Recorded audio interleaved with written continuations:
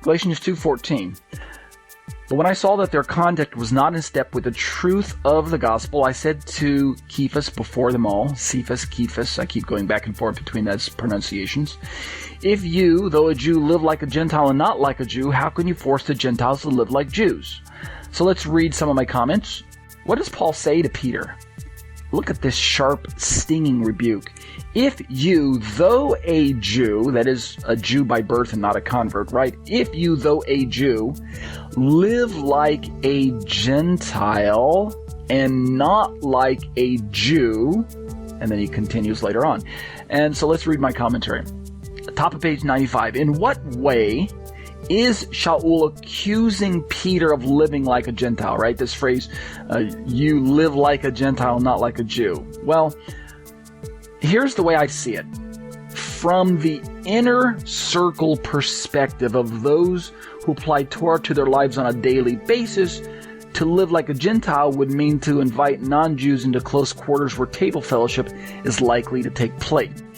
So, to be sure, as I continue my commentary, verse 11 and 12 of this chapter show that Peter was in fact eating with Gentile believers prior to the arrival of the, quote, men from James, end quote, right? The men in black, the men from James, right? These Orthodox Jews, if you can kind of picture that in your mind.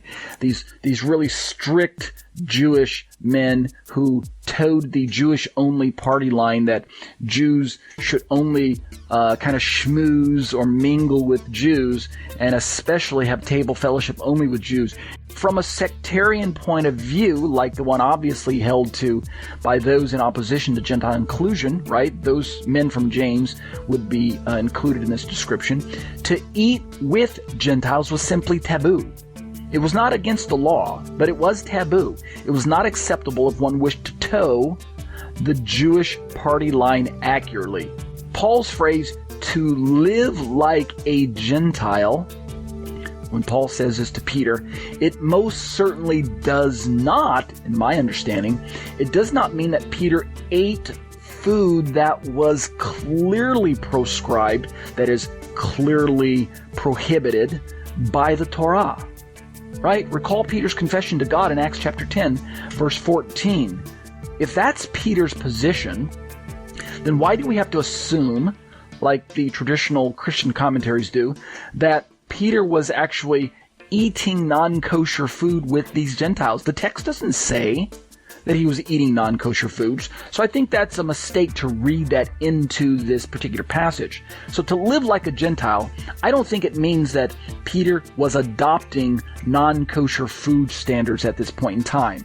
For a Jew, I go on to say, for a Jew to be labeled by another Jew as, quote, living like a Gentile, was simply to accuse him of having close relations with Gentiles.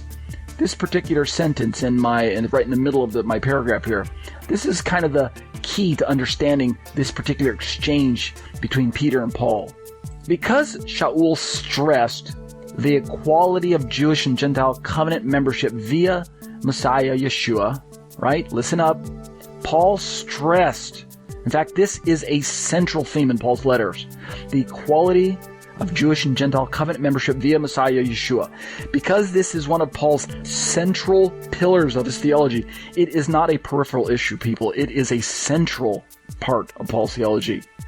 Because of this, for Peter to waffle in his relations with Gentile believers simply because they were Gentiles was to live as a good Jew should.